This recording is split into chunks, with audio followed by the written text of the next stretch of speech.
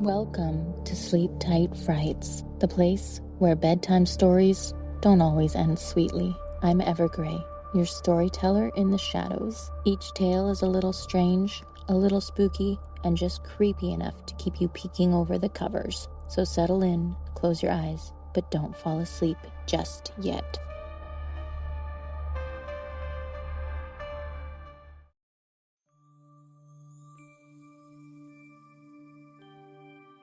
Hi friends, before we begin, I just wanted to say that I'm a little under the weather right now, so I'm sorry if my voice sounds a bit off tonight. I wasn't going to let being sick stop me though. I really wanted to have something new out for you. Tonight's tale begins with something small, a gift from an old shop, a single drop of lavender oil, something meant to help a restless boy finally sleep. But dreams have roots, and some sleep runs deeper than pillows and blankets. What if falling asleep meant falling too far? What if the scent that calms you is calling you? This story is for anyone who's ever wished for just one night of perfect rest and gotten far more than they bargained for. So pull your covers close, check under your bed, and whatever you do, don't open the bottle. This is the lavender that made you sleep too long.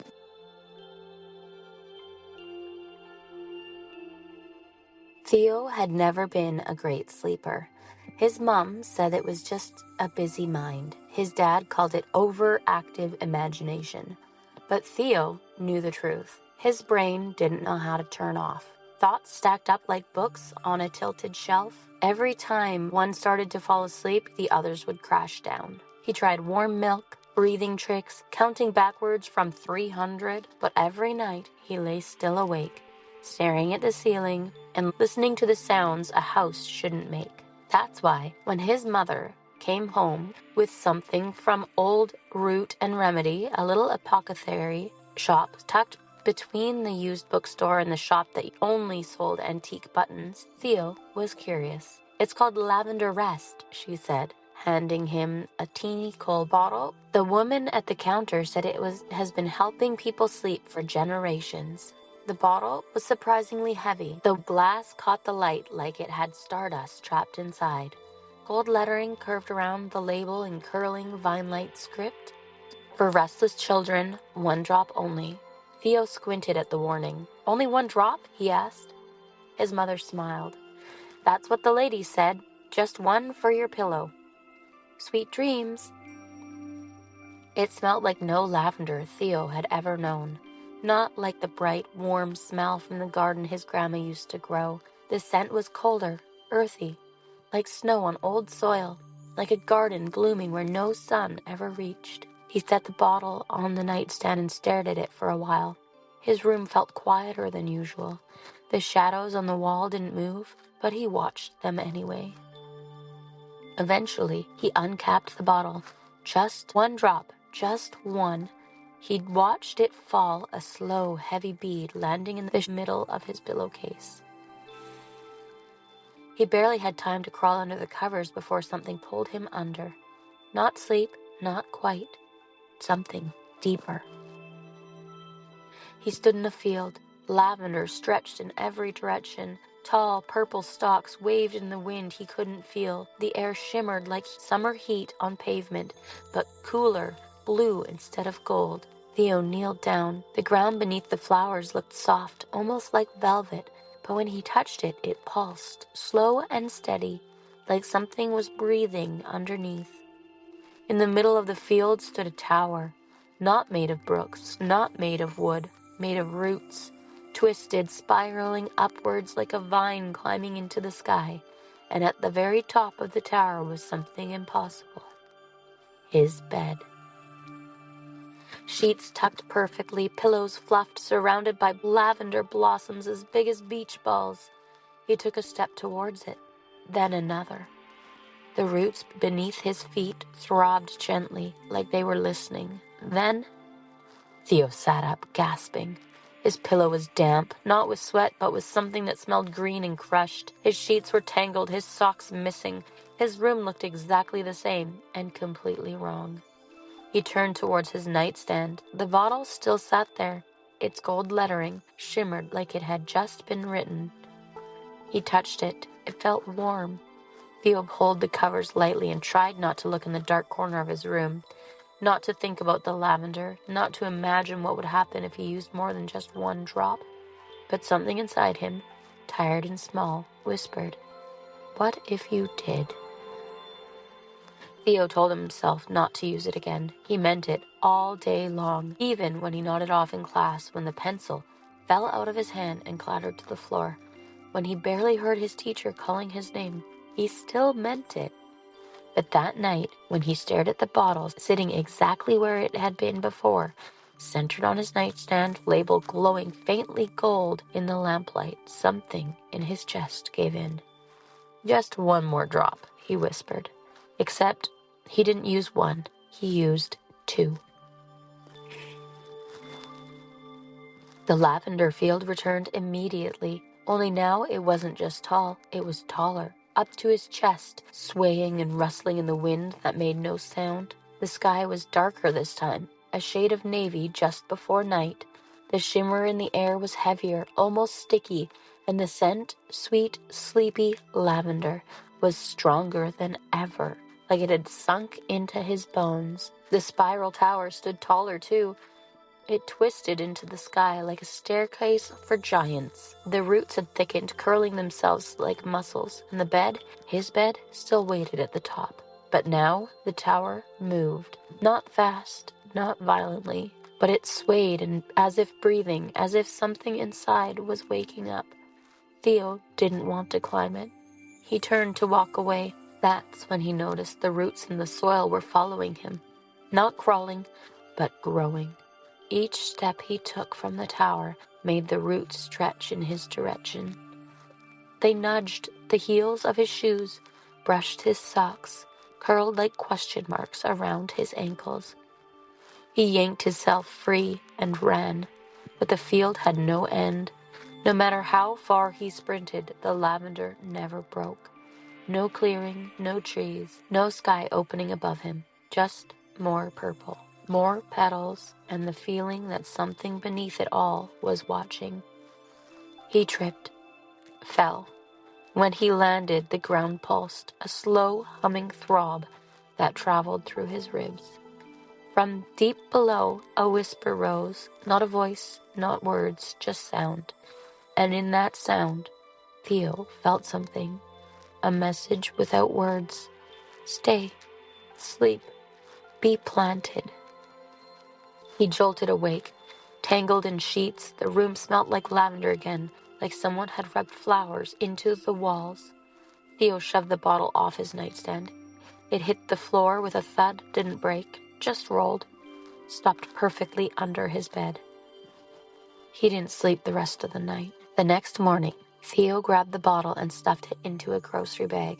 He walked 3 blocks to the park, shoved the bottle into the bottom of a trash bin, and threw other garbage on top of it. He even used a stick to push it down deeper. Then he walked home, head high, heart pounding, determined. That night, when he opened his bedroom door, he saw it, the bottle, back on the nightstand, exactly centered, exactly full. The label, still curled gold and lovely. 1 drop only. Theo didn't touch it. He didn't need to.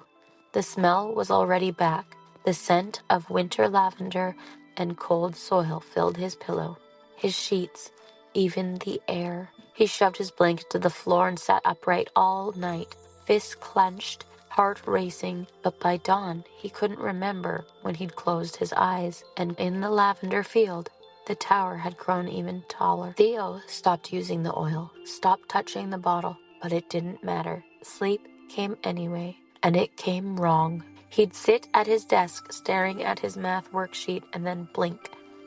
He was standing in a field again. No warning, no nodding off, just there, surrounded by endless lavender. Once he blinked in the hallway at school and saw the tower's shadow stretch across the lockers. Another time, he'd looked into the puddle by the swings and saw his bed perched atop a spiral root. He wasn't dreaming anymore. The dreams were spilling out. He started rubbing his eyes constantly. They felt heavy, not just tired, but buried. like sleep wasn't inside him. It was pressing down on him, like something had planted rest in the back of his skull and it was growing. His vision blurred more each morning. Sometimes, just for a second, he'd blink and see purple shimmer behind his reflection in the mirror. Sometimes he'd swear he had petals in his hair or dirt under his fingernails, but they'd vanish as soon as someone else looked up. Theo told his sister one night, whispering through the wall between their rooms. "Do my eyes look weird?" he asked. "Like purple?" She snorted. "You mean like tired? You look tired all week. Maybe stop sneaking video games." "I'm not," he whispered, but she'd already rolled over. He tried staying awake for 2 days. He taped open his eyelids, watched every cartoon he could find, chewed sour gum until his jaw ached. He even whispered, "I am real," over and over until his throat went dry. But the scent lingered, even when he buried the bottle again, this time inside a cereal box under the kitchen sink. It reappeared. On the pillow, on his desk, in the fridge. He started writing himself notes in permanent marker on the walls of his closet, on the soles of his shoes. "Wake up, you are Theo. Do not listen." But when he woke up each morning, a few notes had disappeared, or the ink had faded, or the words were smeared like they'd been wiped away by fingers that weren't his. And every time he opened his eyes, he felt less there. One morning, his sister forgot what grade he was in. At breakfast, his mother handed him the wrong lunchbox and didn't notice when he gave it back. The dog didn't jump on him when he walked in the door, just sniffed and turned away. In fact, the family photos on the hallway wall, Theo started to look blurred, like someone had dragged a finger across his face and smudged it into the background. And his voice? Sometimes people didn't even hear it. "Mom?" he'd ask. She'd blink, glance around. "Did you say something, sweetie?" But she wasn't looking at him. She was looking past him, like he was a whisper of someone she'd almost forgotten. That night, Theo lay in bed. He clutched his pillow and whispered, "I don't want to go back. I don't want to sleep." The bottle glowed faintly on the nightstand. Lavender bloomed in the corners of the room. Not flowers, not real, just shadows shaped like petals. They danced along the edge of his vision like they were teasing him. He turned to the wall, closed his eyes tight, and tried to remember the sound of his own voice. Theo dreamed again that night. He was sure of it, but this time he couldn't remember falling asleep. One moment he was whispering to the wall, the next he was halfway up the spiral tower of roots. His bed, still perfectly made, shimmered at the top, bathed in lavender glow. The blossoms surrounding it were no longer still. They opened and closed like breathing mouths. Thick vines hung down the side like curtains, twitching faintly when he passed. Theo didn't remember climbing, but his legs ached, his hands were scratched, and there, resting at the highest point of the tower, was something new. A crown, woven entirely of lavender blossoms, thorny stems, and silver thread. It pulsed with light. The vines whispered, "He has come, the quiet one, the peace seeker." Theo took a step back. "I didn't come for this. I want to wake up." A breeze with no source circled him. "You wanted sleep," the roots hummed. "You wanted silence. You obeyed. You stayed. You are chosen." The crown floated, slowly, gently, then lowered towards his head like the petals had hands. He tried to duck, but the vines coiled up from the ground and held him still. The crown settled onto his head, and the blossom bloomed wide, brushing his temples, curling around his eyes. Warmth flooded his skull, not comfort, submission, like the field was sinking into him, like it had found a door between his eyes and stepped inside. "You don't get to keep me," Theo said. His voice shook. "You don't." But the vines only tightened, brushing his cheeks like fingers. "You belong here now. You are ours." He woke with the taste of soil on his tongue. He stumbled to the mirror, heart pounding. His eyes looked normal, but when he turned his head slightly, he caught it. A shimmer. A faint ring of purple circling the edge of his iris. Gone the moment he looked straight at it.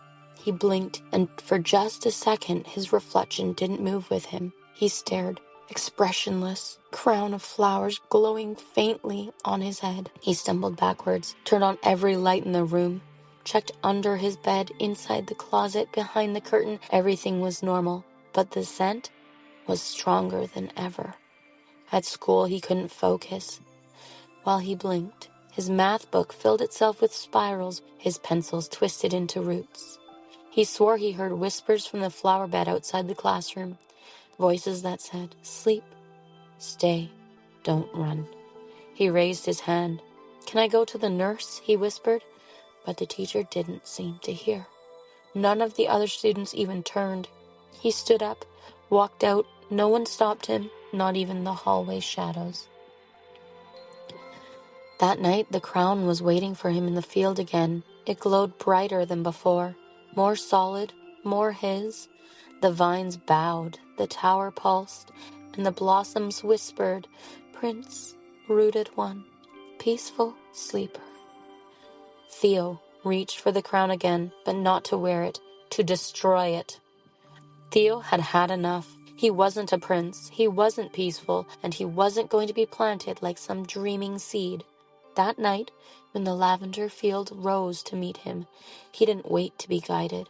He ran, straight up to the tower of roots, scraped hands, aching knees. He ignored the soft hisses from the vines and the distant hum of flowers rustling below.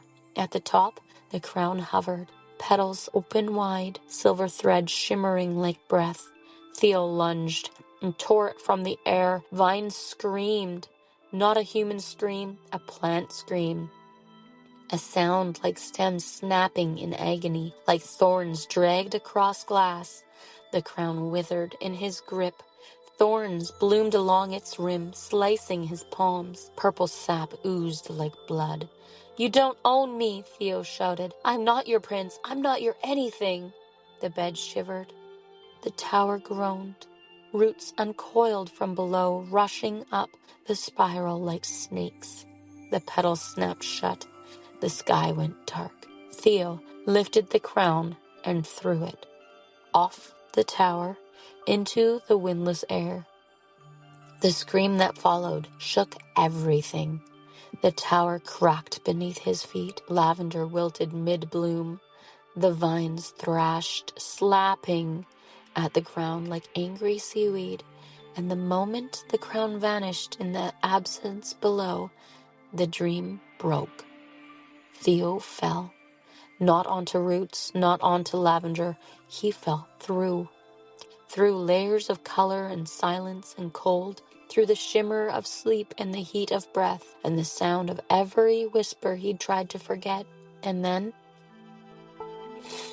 he opened his eyes, gasped, sat upright in bed.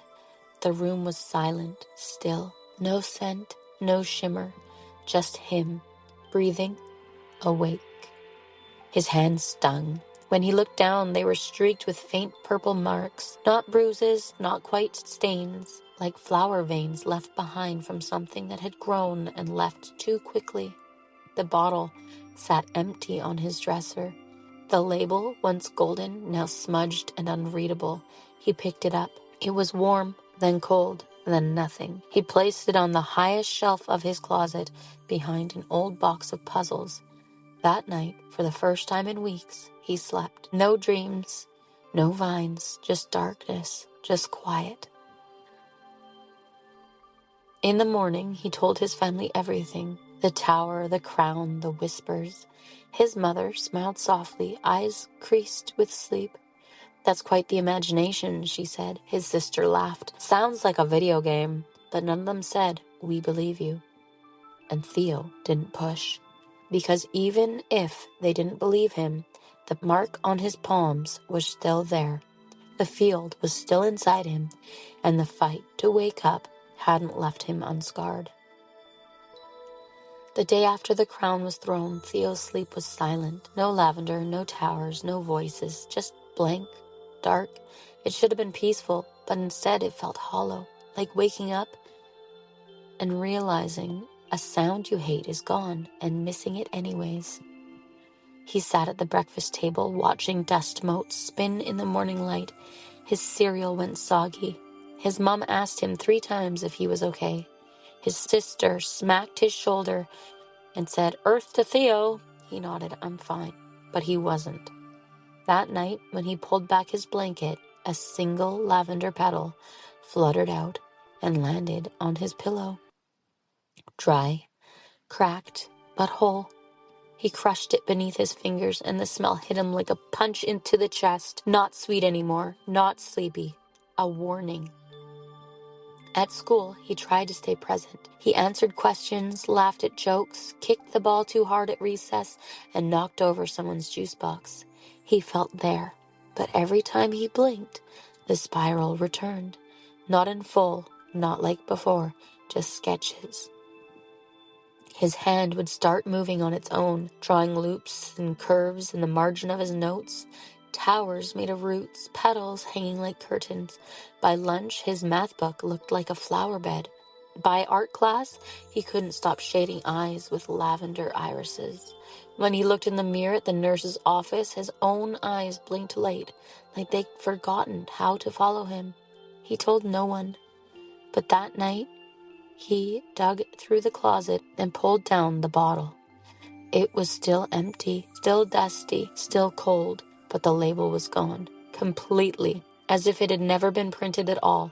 He placed it on his desk, sat across from it, and whispered, "I threw you out. You're not supposed to come back." The bottle didn't move, but he felt it watching. Weeks passed. The apothecary changed owners. The windows were scrubbed, the sign repainted. People said it looked brighter, friendlier.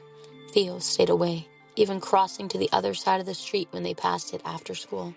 But one day, as the rain tapped soft against the windows, he saw it, through the glass, a flicker of movement. Just behind the curtain, someone standing still. A boy, eyes closed, lavender blooming above his head. Theo didn't wait. He ran. The bottle was still on his desk. That night, Theo took the empty bottle, sealed it tight, dropped it inside a locked tin. He placed the tin in a shoebox, surrounded it with salt like his grandpa used to do with old charms, and buried it.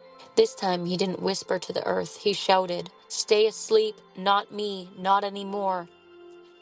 And for a long time after that, nothing bloomed in his dreams. But every so often, he found a single petal tucked in his pocket.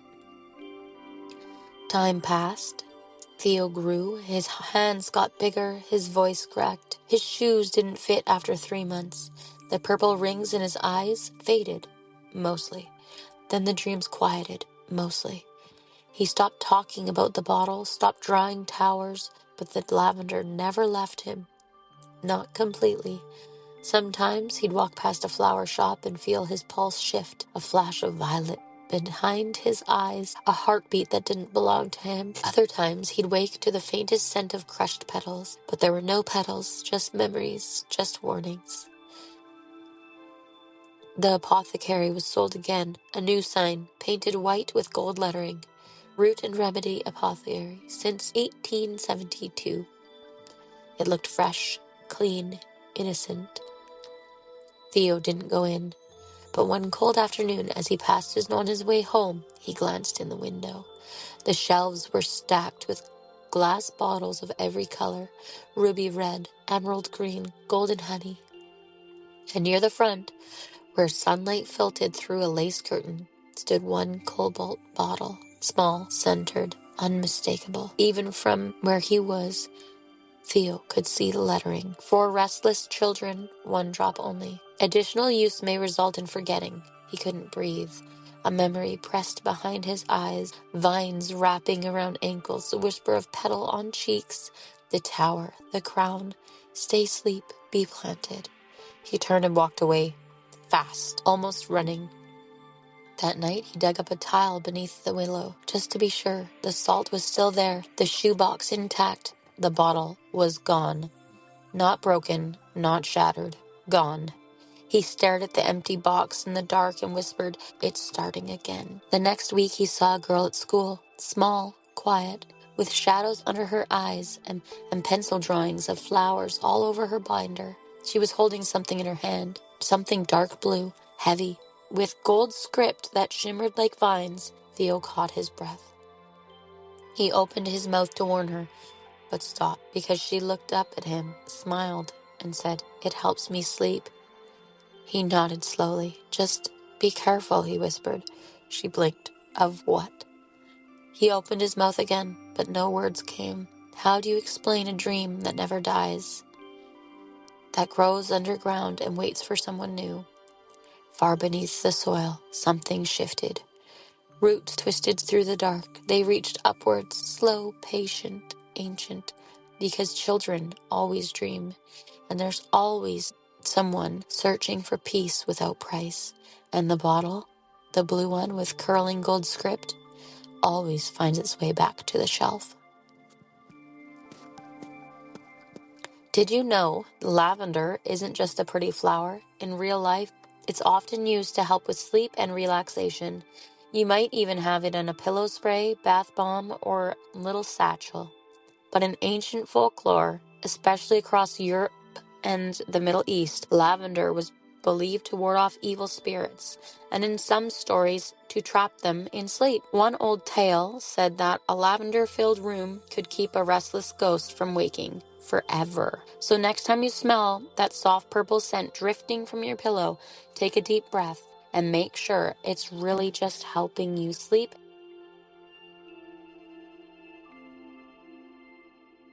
Theo escaped, but the bottle's back on the shelf, waiting for someone who's tired, someone who just wants a little peace, someone who thinks one drop couldn't hurt. But peace always comes with a price, and sometimes what tucks you in doesn't let go. So if you ever find a blue bottle with curling gold script, don't pick it up, don't bring it home, and whatever you do, don't use more than one drop. Special thank you for bearing with me through this episode. Even with my cold, I couldn't resist sharing this one with you. If you enjoyed tonight's story, but be sure to follow the podcast, share it with your bravest friends, and leave a review. It helps more listeners find their way into our haunted little world. You can find more spooky tales, behind-the-scene peeks, and creepy creatures by visiting us on Instagram. We'll be back next time with another chilling tale.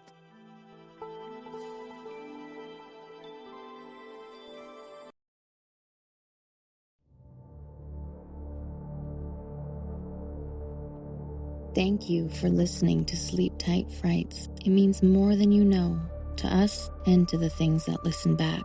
I'm Ever Gray, your guide through the shadows, and if you felt something was watching as the story unfolded, you're not alone. They remember the ones who listen, they wait for the ones who return. So come back soon. Sleep tight if you can.